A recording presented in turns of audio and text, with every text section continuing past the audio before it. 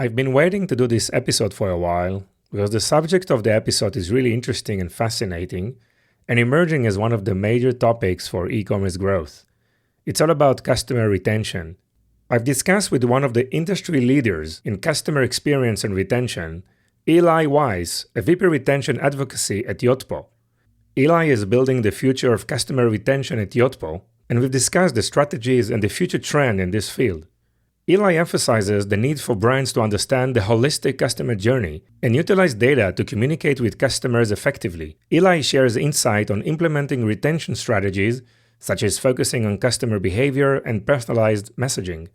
He also highlights the role of data analysis and the evolving nature of the retention role in organizations. The conversation explores the evolving approach to customer journey and the increasing importance of retention in business strategies. We've discussed the changing roles and expectations of retention professionals, as well as the convergence of customer experience and retention. The challenges of differentiation and scaling in the current market are discussed, along with the key performance indicators of measuring retention success. The conversation also touches on the similarities between D2C and B2B businesses in terms of customer expectations and the importance of customer success. It is an episode packed with invaluable information about the future of customer experience and retention strategies. Let's dive in. Welcome to the Ecom Pulse, your heartbeat to the world of e-commerce. I'm your host, Eitan Kotter. Join us as we meet with industry leaders, marketing experts, and the innovative minds behind the tech that is shaping the e-commerce future. So plug in, gear up, and get ready for a pulse-pounding journey into the heart of e-commerce. Hey, Eli, welcome to the show. How are you? I'm good. Thank you for having me. Great. Eli, you've been in the industry for many years, working with brands, specifically around customer experience, retention, obviously spent time with tech startups in the field as an investor, as an active participant. We would love to learn more about you. And I know you just joined Yotpo, probably redefining the future of customer retention. So thank you very much for your time. Let us know better about you. Please share your experience and what are you working on these days? Yeah, I started my career about a decade ago. I grew up in an Orthodox world, number 2 of 10 children. Don't really have like a high school education or college degree. Wow. I moved abroad in 2014 and I moved to Israel and I started my career by just I should have been in school. I was traveling a lot. Doing some odd jobs just to pay rent. At some point in time, I got excited about this idea that I felt like I understood customer experience better than most did. I felt like I was a difficult customer.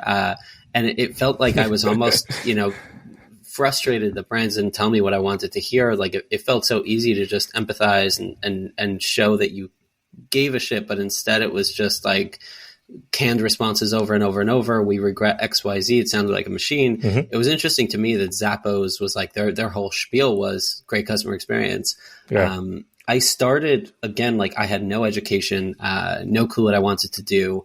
I applied to a bunch of startups while living in Israel in 2014. In 2015, I applied to Yotpo. It was just like, it said like my name and my date of birth, like my CV just was non-existent.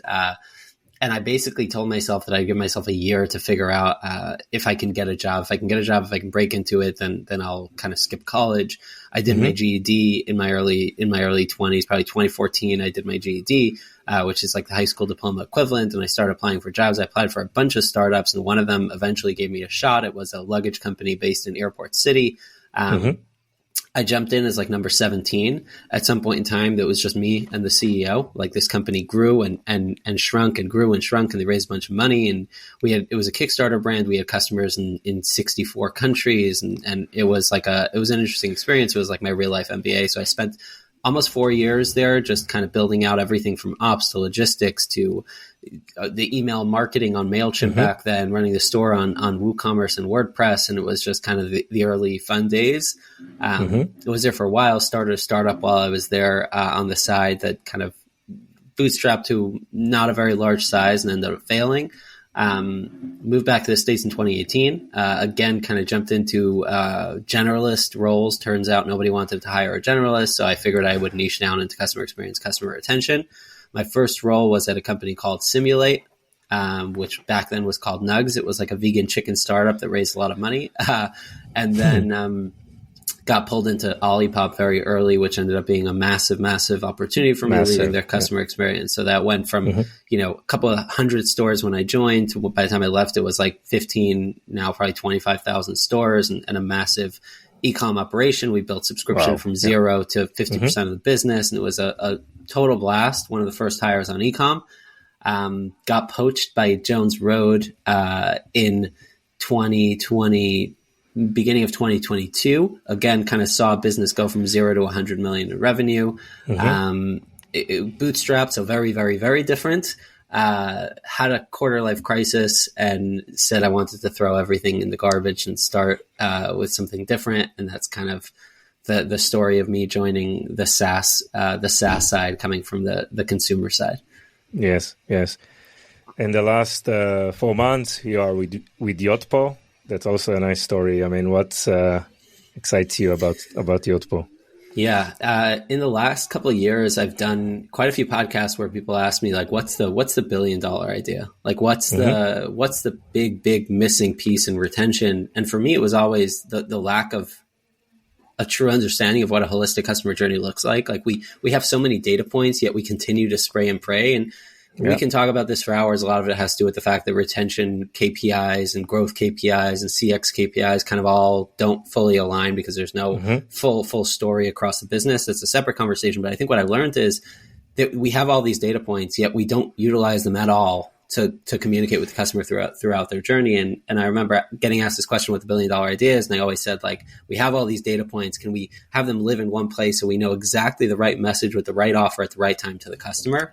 I, as a customer, churned Yotpo twice. Like I had my thoughts around Yotpo about the pricing, like all the things that we all understood in the ecosystem.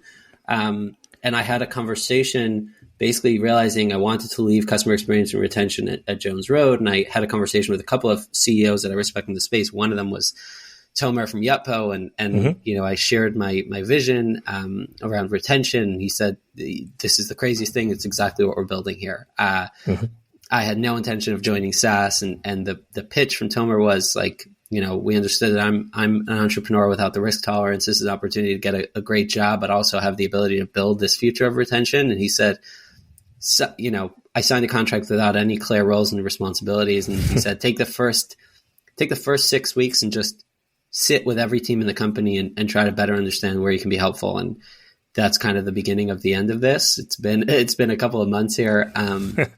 It's been a blast, like being able to work with the marketing team, with the demand gen team, with the product team, with the product marketing team, and kind of work towards this future of retention, all while kind of bringing Yotpo back to the market, like as close as we can to operators. Like this is me. Like they're pitching to people like me for the last, this is who I've been on the retention side. So bringing the market super close to Yotpo, bringing Yotpo super close to the market to build this kind of evolution of retention that you'll see, now it sounds fluffy. You'll see that on the product over the next 6 to 12 to 18 to 24 months. You'll see kind of the product kind of moving towards this holistic retention platform instead of just a bunch of point solutions. There are already kind of a bunch of synergetic, fun experiences when you have multiple of the tools together, but kind of this real platform layer, I think you'll see a lot more in the next, 12 to 18, 24 months.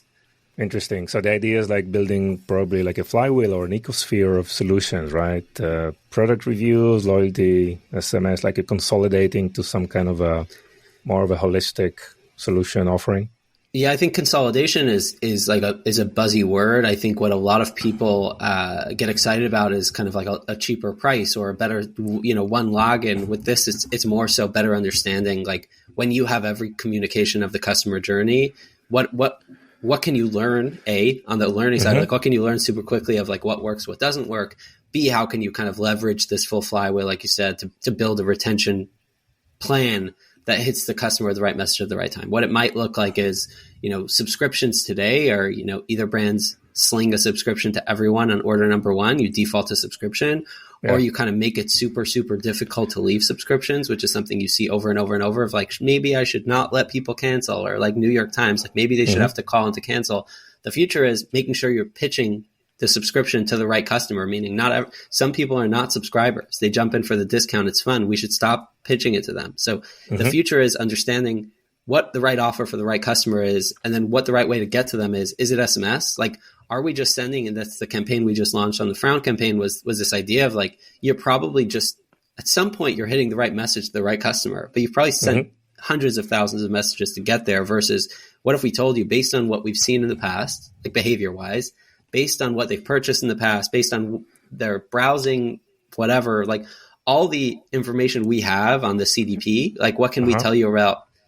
We know what offer this customer will be excited about. For example, if they've only ever purchased with discount codes, you might have to look at that customer differently than you look at the customer that's just paying full price every 6 weeks. So timing between orders, the offer you're giving them, the way you communicate with them. I mean, every single piece. Reviews is fun because it's pre-purchase, right? You're impacting conversion, and then kind of as you go from reviews to loyalty to email to SMS to subscription, you're kind of building that entire customer journey. And let's use those data points. So if somebody gave you a 5-star review and they've purchased twice in the last 30 days, it's probably a perfect customer for subscription. With a bunch of point solutions, you're probably not getting there with the right message in the right time.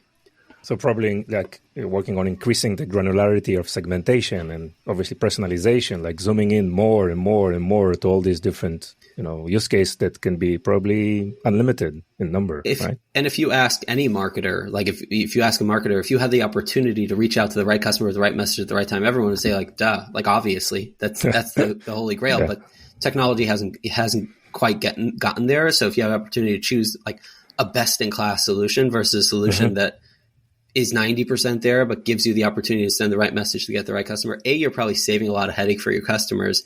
B, you talk to people that have like the best solution. They're not using 90% of the bells and whistles. So I think like, will we ever be better than X and Y? Maybe, but I don't know that you have to. I think you have to have like a really, really, really good solution with all the data layers. To your point, yes, segmentation, but also I think for me, from the customer experience world, it's so important that, that was the essence of this campaign around the Frown campaign, was this idea that you're almost never kind of segmenting well enough. And the reason is because when you segment too much, you're leaving a lot of money on the table.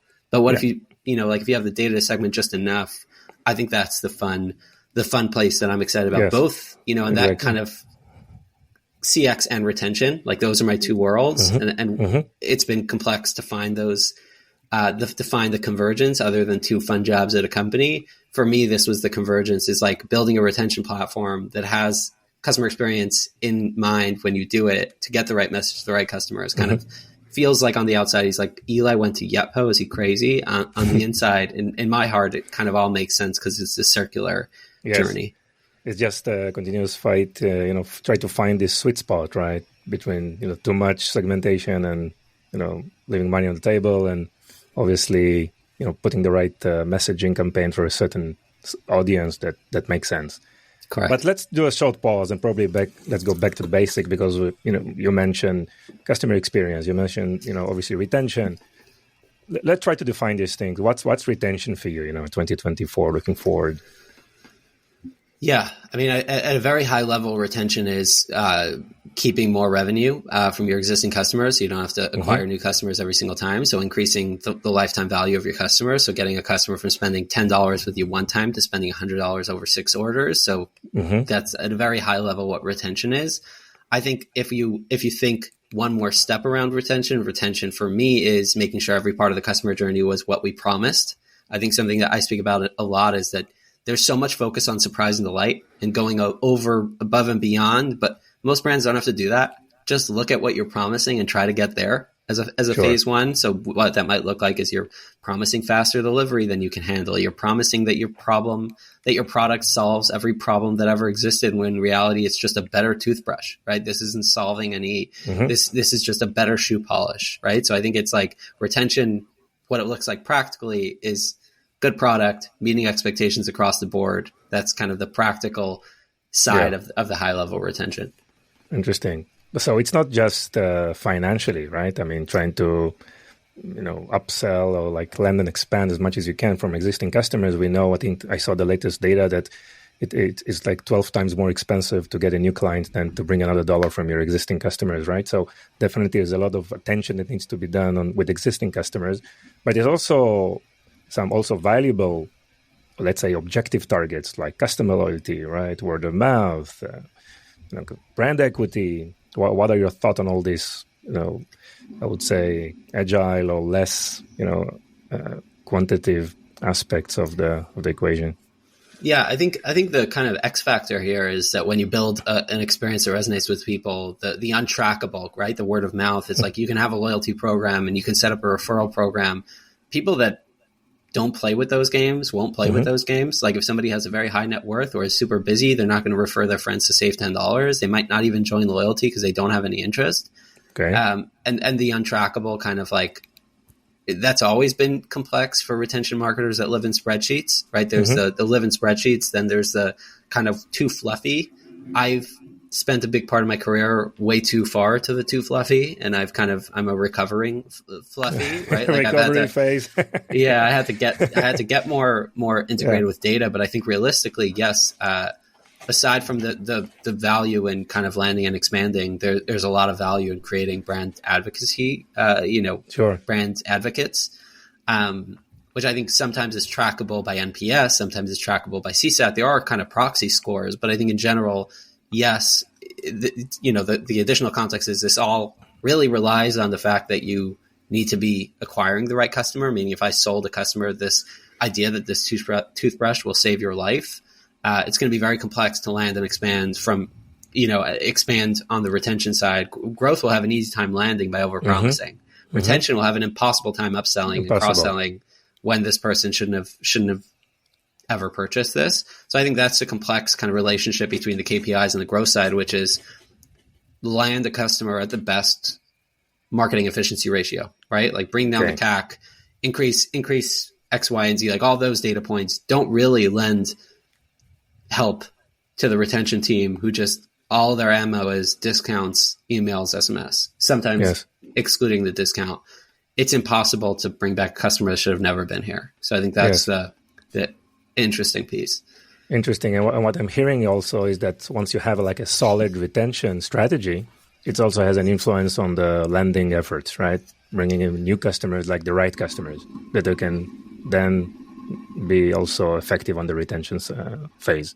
Yeah, and that's sometimes harder to track, but I think it's something that most of us, it's kind of a weird cognitive dissonance that as customers, we think very differently than we do as merchants, right? As customers, we know that we have a great experience. We're more likely to repurchase again. As merchants, we're just trying to hack away the next retention technique. So for example, if you purchased a product on a subscription, they made it impossible for you to leave. Chances are they increased LTV by $10 by making you stay for another order. A, you're probably going to cancel as soon as you can. B, anyone you meet, you'll say this was miserable. So I think it's like as marketers, we tend to jump out of the box that we should be living in and think as assassins and sleuths and detectives. But as customers, I find this across every part of marketing, right? Like, as customers, we say we hate getting a million emails. As customers, we say we hate when it's impossible to cancel. Like you find the same people who say, let me make it harder to cancel. Those are the same people that are tweeting at whoever, whichever brand, saying like, this is scum, it's awful, blah, blah, blah, blah, blah. But as marketers, we do the same thing. It's a weird cognitive dissonance I see across everything. And then they're like, well, it's just because you're a marketer. That's why you get it. And it's like, no, my mother is not a marketer and she hates when she gets a million emails from, I don't know, Kohl's, right? Like this is just a cognitive dissonance. Interesting. So, I mean, obviously you're working on the tech side, trying to implement, I guess the main issue is how to use the data that you have, which is probably huge enough to get some insights and processes in place. So you work on technology, data implementation or analysis, and obviously about strategies to help, improve, brand retention. Share with us, what are you working on and what's the plan? So on the Yotpo side, it's been interesting for me to learn how product is made. I've never been on the tech side. I'm on the customer side, just seeing what the beta product is, what the GA product is. Now seeing kind of how it starts from an idea to to the PMs to to the engineers and the devs. Yeah. It's been really, really, really, really interesting.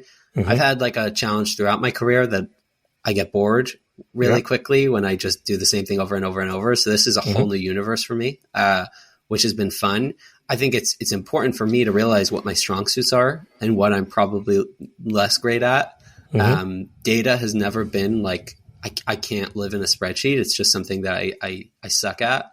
And it's not something that I intend on getting maybe a little bit better, not marginally better. It's just not my sweet spot. So I think a lot of it for me has been kind of bringing the things I've seen on the brand side. So aside from the couple of brands I've worked at that were incredible, I've consulted with over 100 brands in the last 3 years on retention and customer experience.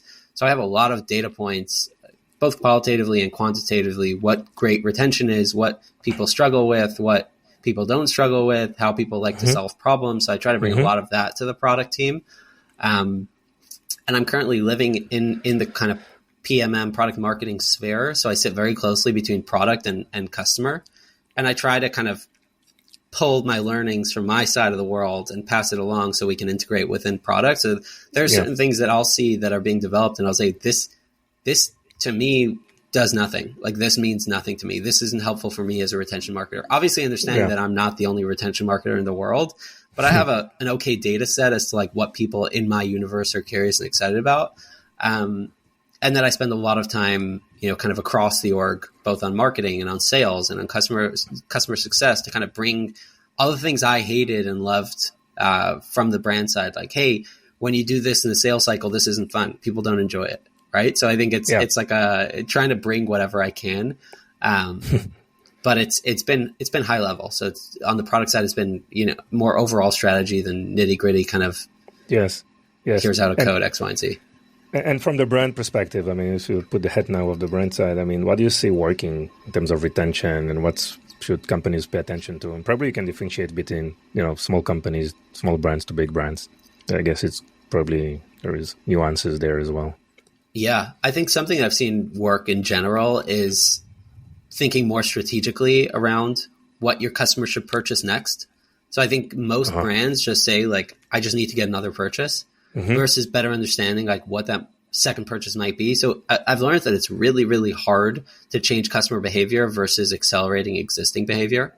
So something I've seen a lot of brands do is like, I know that when customers buy this second product, their LTV dramatically increases versus trying to just look at what they would have purchased without you driving them crazy and try to accelerate that by a couple of days or maybe adding something to that basket size. Yeah. So I think that that's been across brands of every size. Like your basic data analytics platform can tell you like shopping bag analysis, LTV analysis of like what customers that buy this product, what is their second most like what is the product that they're probably going to buy second and try to push towards that. I think that's one trend that I've seen work really well. The other trend I've seen, specifically with brands that have multiple categories is understanding like what transition from category to category means for your LTV. So generally I've seen at some brands where customers that buy in multiple categories kind of get a better holistic understanding of what the brand offers very early on. And they end up becoming much stronger customers. So obviously some of that might have to do with the amount of money they have in their wallet. Some has to do with the behavior as a shopper. But in general, brands with a wide catalog, creating bundles that kind of give customers the ability to discover early on. Because even if you don't like one product or one category, there's a chance you like something else. So that's number 2. Number 3, I think is across all brands. I've seen like understanding your customer behavior and then figuring out the right messaging at the right time, which obviously has to do with why I joined here. But even outside of Yotpo, I think like I found a lot of value in understanding when email and SMS is no longer going to work. So if somebody hasn't opened a single email, doesn't touch your SMS, it's been 55 days and you know that people generally, if they don't repurchase by 59 days, they're out. Leveraging tools like Postpilot, direct mail, has been like super interesting for us. And for a lot of the brands I've consulted with is like getting a direct mailer to them, knowing that your incrementality is going to be much higher because these people they're out. Like email didn't work, SMS didn't work. This is your final shot at it. That's been mega, mega, mega successful for some brands that I've worked with. Nice. And then I'd say across smaller brands, these are all like middle kind of middle to enterprise. Across smaller brands, I've seen kind of being really, really thoughtful around messaging is something that people say a lot, but actually Matt from Huron, they sell like men's skincare, etc. And I think that's a great example of like, he will take time on a weekend jumping into emails of first time customers and sending them an email that's personalized. And the value that he sees between the way they repurchase, the things they repurchase, like creating one-off relationships is so hard to scale. But I think the value for a small brand is so monstrous, but also it's a building block. Like, you're not only getting this next purchase, you're also creating like super, super high excitement for these people that they might go share with others. And you're creating like word of mouth advocates in 10 minutes on a Friday. Amazing. But it's not easy to know. How do you know which order they're going to place on the second purchase, right? I mean, how do you get that information? Is it like through surveys, through interacting with your customers? What's the best practices here? Are you saying in terms of understanding what they might purchase in the second time? Yeah. So I think that something that I've seen is a lot of basic analytics tools like Triple Whale or Peel will give you that data. Okay. They'll show you a customer journey of like 90% of customers that purchase your hero SKU in your first product purchase the same exact product in the second, and maybe 10% buy the next product. So if you want to go the easiest route, just send them to repurchase the hero product when the time is right and maybe you add like a rebuy, like you use like a in-cart upsell to try to get the 10% buy. So, right. So you're basically following existing behavior. So I think there's quite a few tools that kind of give you out of the box solutions to better understand that. Yes, and obviously better, customer engagement, right? Being where the customer are, like not only on a website but on social media. Again, you mentioned how they're interacting with your email marketing as well, and I guess it's very, very important to understand. And once you have that retention strategy in place, it obviously involves a lot of other departments in the company, right? I mean, your advertising, your paid media, right? Different the way you define or describe products and services, right? So it requires kind of a company-wide acceptance of that plan. I think most people are shocked as to how little brands know about their customers overall. Okay. Like, I think most people are shocked when they hear that brands have no idea like who their customers are, what they like, what they don't like. All you see is like you send email, they buy. You have no idea like what in the email is driving them to purchase. What's exciting here? Like people don't talk to their customers, have no idea what's going on, yet they continue kind of, it's one way. It's just spray and pray, right? It's just send. And there's no communication. Like I've learned a lot in the last few years by having these like one-off Zoom calls with customers and just trying to better understand like what's exciting to them about this brand versus the other brand. Because as founders, I think founders tell themselves my product is the best in the world, but customers, that's probably not why they're purchasing. Like product is important, but it's for everyone, it's something else. Like we saw, even at Jones Road, like we saw, for us, it's like, this is Bobby Brown. This is incredible, blah, blah, blah. But you talk to customers and some of them were excited that it's clean. Some of them were excited that it's easy. Some of them were just like new moms and wanted something that wouldn't, mess with their skin. I mean, like everyone had different motivations, and understanding top 10 or top 15 helped us a lot in terms of better understanding like who the customer avatar is, even for growth side, even for marketing, right? Yeah. So it sounds to me that I think you probably talk about like going back to the basics, make the strong stronger, and try to put less effort as a marketeer to change things you can't control, right? Or you don't have clear data or understanding, like downsizing and prioritizing, like going back to those, better marketing channels or, SKUs that are making sense, right? That's probably. And I think it's been interesting to see that this kind of back to basics works just as well with a $200,000 a year company as it does with 150 million. Like this is the one constant in my career that I've seen, that going, listening to customers, which sounds like the biggest no brainer, but getting closer to the market helps just as much across it's the only constant. It's the only thing that works with every single size business. And I've seen it goes both ways. Like you'll see $100 million companies that are closer to their customers than you dream of. And then you see like $200,000 a year customers that are businesses that are super close as well. It has nothing to do. This is like size agnostic. It's just the personalities you bring on your team, right? Like are the retention marketers or the executives excited about the actual business, or do they just love just looking at numbers? And I think that massively impacts, like numbers tell a story, right? Like, but numbers don't give you the qualitative. Yep. So numbers work until numbers don't work. Mm-hmm. And then you kind of switch the numbers and you switch the sales track and you switch the everything. I've seen this across every business I've looked at, is like, you can build an incredible business looking at numbers alone, but at some point in time, it's like, if you don't get back to the basics, I mean, like you see, we can all think of a million examples of brands that have built a numbers business.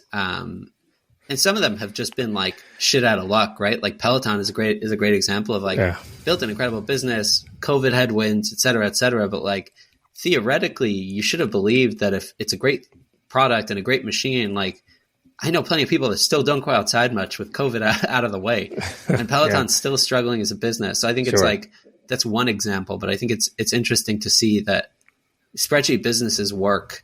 They can get to 50 million, they can get to 300 million at some point in time. At least I'm bullish on the idea at some point in time, getting close to your customers is inevitable, because that's how you evolve as a business. Sure. And look, I mean, the way you work with data, I mean, if the data support your thesis, right, and we are all human and we have instincts, right? So if the data supports, whatever we thought and invested in, then it's all great. But when the data shows you something else, I see a lot of example, like trying to probably, I will not say ignore the data, but having a lot of difficulties, accept that and definitely implementing the right, change, which is like all across all the organization, to make sure that, you adapt the new data. And it's usually been implemented very, very slow, and, you realize too late that it's already done. And that's one of the challenges with data, is trying to move fast and be agile internally in terms of processes and mentality. To accept that. So, I mean, retention is, I guess, for brands or retailers hear us and think about retention. How do you see this role evolve throughout the years? I mean, and how do you see the staffing around that? What brands and retailers should be aware of, or, hear us now and thinking, hey, this is a topic I need to start probably put more attention to. What some of the tips and, tactics you can suggest that can be implemented here? It's a good question. So high level, I think what I've seen is retention is probably the only role in a business that takes creative side as much as it does numbers, data side, which I think is complex. So it's very rare to see somebody excel at both. I know my skills tap out when it comes to like super heavy analysis and spreadsheets. And I think understanding that I have to find the right people to support that. So that's number one, is like retention is complex because it touches both sides of the brain. Yeah. Overall, I think what we've seen over the last kind of decade, especially on e-com, like retention was always a thing, but it was, in the 90s and early 2000s, it was like a lifecycle marketer or, email marketer. Since email evolved on the business side, it's always been like somebody that sat in the corner, sent a lot of emails.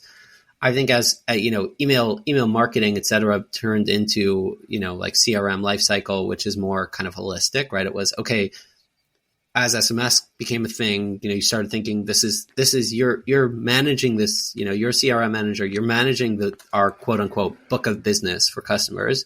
And your goal is you need to understand their customer journey and understand how to get them back. I think in general, until probably 2010s, late 2010s, we've seen lifecycle live very, very, very far from anything else. It was just like a job that was hired to send emails to get those people back. That created the chaotic email marketing of like Wayfair, JCPenney, et cetera, that send 3-4 emails a day, right? Because if your KPIs are just get those customers back by any means necessary, you're just going to continue leveraging whatever tools you have, pull those levers to get them back. So exactly, the push strategy. Yeah, and at some point you hope they either come back or they unsubscribe. And you tell yourself if they don't unsubscribe, they obviously like it, or they're obviously okay with it, which sounds insane. Again, as a marketer, we tell ourselves this, but it sounds insane. Insane. I think we've seen at least in my corner, I've seen 2020 was kind of the rise of retention, like as a title, like director of retention, senior director of retention, retention marketing manager, which again, you're seeing some brands, it's just email and SMS. Other brands, it's much more holistic. I think we'll continue to see more holistic kind of like high level director or senior director of retention that lives across the entire customer journey and isn't just, they might have an email and SMS retention manager under them. Okay. But I think you're starting to see these high level, like they own retention across everything. So they're looking at unboxing. They're looking at customer experience. They're looking at every single part of the customer journey, and email and SMS are levers that sit under them that can be pulled, but they're also thinking push if they have an app strategy. They're also thinking direct mail. They're also thinking surveying. They're thinking customer conversations. They're thinking much, much, much more holistically. And I think you're seeing a lot of that, obviously with the headwinds of iOS and the headwinds of marketing, CAC going up, all that stuff that you'll hear 1,000 times you don't need to hear from me. I think you're seeing retention become much more of an important role. But again, still a challenging one because it's very, very hard. In my career, I've seen a very small handful of people that can mess around in a spreadsheet and also deeply understand the creative side of what retention strategy could look like. Because those are really two sides of the brain. Yes, interesting. So what do you see, like in the industries from the brand side? Do you see some, more clarity on it, more... going towards this role, or probably try to spread this into different departments, creativity or email as you said, or consolidating the task, or just spread it across various departments? Well, I see a couple of things. Number one, retention people are getting paid more. Okay. It's become like an important role. I think in the US specifically, early 2020s, retention, director of retention, et cetera, in the universe I was living in, again, this is me talking from my personal experience, you were seeing retention roles for $75,000, $80,000, $90,000. Now you're seeing the same role, director or senior director of retention, go for like 150, 160, double, 180, at least, right? Yes. At least double. So you're seeing there's a lot of that, which tells you two things. It doesn't tell you that, it doesn't tell you you're just getting paid more. It says there's a high expectation of senior director level, really high quality people that are going to transform the business. Once you get close to $200,000 in salary, you're expected to bring something meaningful to the table. So I think you're seeing that. And again, you're seeing these people at some brands get a seat at the table, which is like a meaningful transition of what it used to be, which is somebody in the corner sending a lot of emails. Like a C-suite position or something. Yeah. You're seeing chief customer officer, which again spreads both customer experience and retention. Yes. I mean, my personal, selfishly, or if you look at my career, you see my belief in the fact that these two converge. Like I think customer experience, retention converge because a great experience, if you look holistically, drives retention. Obviously, retention is understanding the messaging that gets them back, or understanding how do we get them back, understanding journey. But I think you're seeing a seat at the table. You're seeing them get paid more. You're seeing thinking strategically across channels and not just like a single channel of marketing. You're seeing brands think about retention pre-acquisition, the way we acquire customers, taking feedback in a full 360, this virtuous cycle of understanding what brings people in, looking at net promoter scores, understanding what they love, what they don't like, using that back to bring new customers in. So I think you're seeing a very, very meaningful shift in the way retention is viewed in the business overall. Yes. I mean, there are so many things that are happening in the market, like cookieless world, getting more difficult to get acquisition, success. Supply chains are becoming more complex and expensive, manufacturing costs, shipping costs. It's not easy. I guess it's getting more and more complicated to differentiate and to scale. And obviously working with your existing customers in a very honest way, right? I mean, trying to deliver the right value and the right product.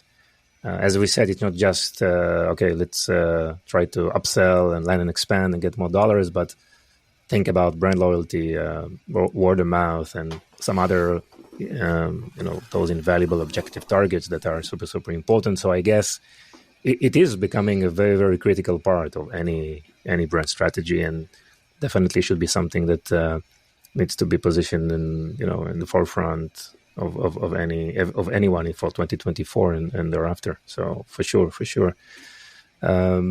One thing I wanted to ask you about some of the KPIs, how do you measure? So assuming a brand wants to implement a retention process and obviously having the right plan in place, creatives, marketing messages and everything that evolves around that, what will be an ideal, success plan or like KPIs that are, anyone like a CEO or an owner can measure success of a retention plan? I mean, I'll give you a very high level. I mean, you want to understand that the acquisition, the CAC that you're spending is bringing a meaningful LTV based on where your business is and Sure. what your profitability needs to look like. So LTV is obviously super important. The time between orders is meaningful. Like your CAC payback period is important.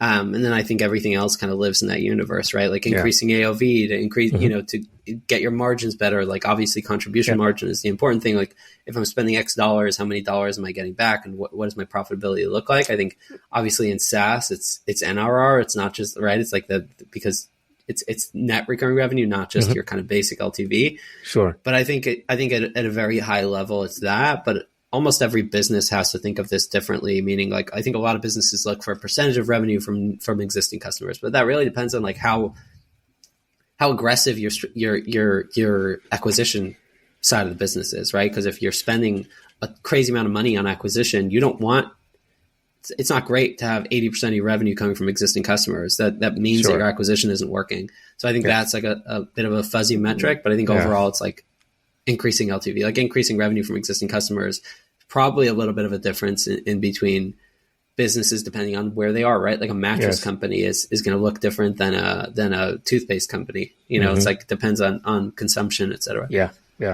And obviously we live in a world where like sustainable growth is not enough. We're looking for profitable growth, right? And a lot has changed.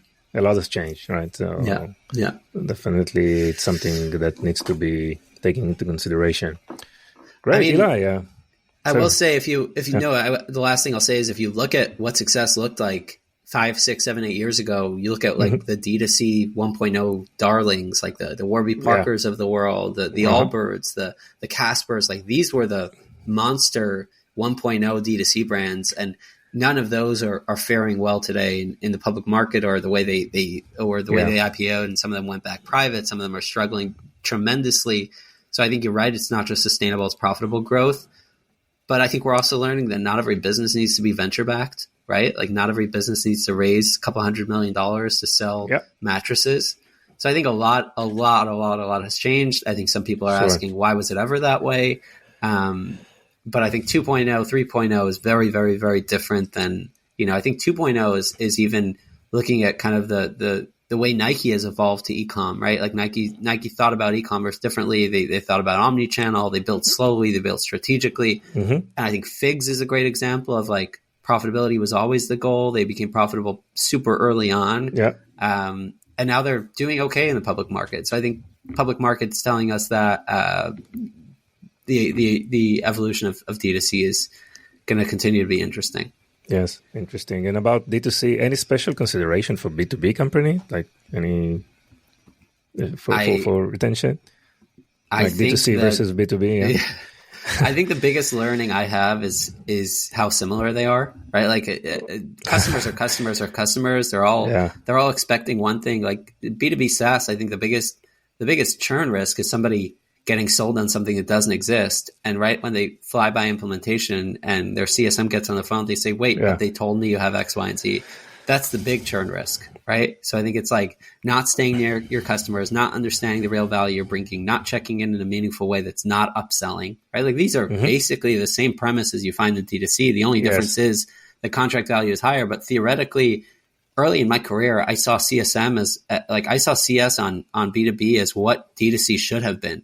Okay. Right? Like I saw the idea that you're paying somebody 6 figures to make sure that they're getting the value from their product. Shouldn't that be what D2C is doing? Like why was D2C paying $10 a week in the Philippines when I think D2C is catching up to B2B and not the other way. Not the other way around. Okay. Yeah. I mean, you can see the business volume of B2B definitely on e-commerce is going to be like surpassing D2C, right? So that's interesting.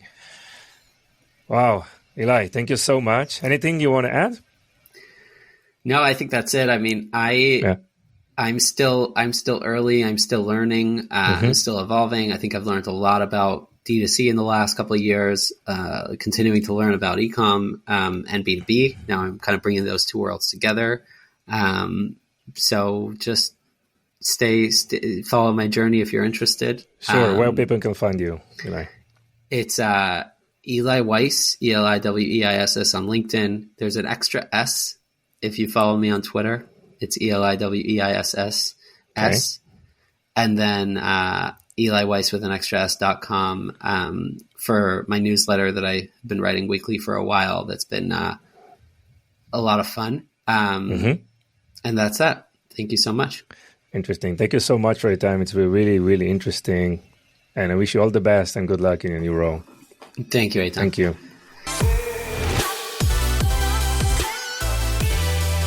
Thank you for joining us on this episode. Your support means the world to us. If today's episode has been insightful for you, consider sharing it with someone who would also benefit. Even one share can make a big difference.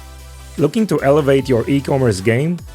Discover Vimy, a multi-channel e-commerce platform that will transform your business with the power of shoppable video. Visit us at vimy.net to learn more. It's Vimy, VIMMI.net. Thank you for being part of our journey. Stay tuned for more invaluable insights in our next episode.